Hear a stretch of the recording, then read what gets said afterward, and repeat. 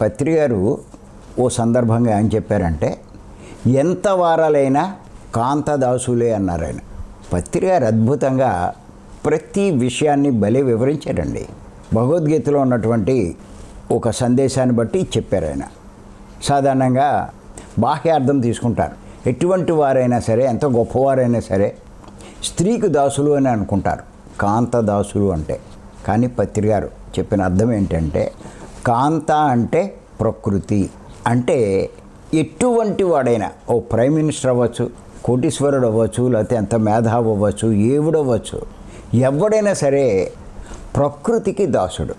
ప్రకృతి అంటే మళ్ళీ ఇక్కడ గుర్తుపెట్టుకోండి, ప్రకృతిలోని గుణాలకు దాసుడు ఎవడైనా సరే. అంటే ప్రకృతిలో 4 రకాల గుణాలు ఉన్నాయి.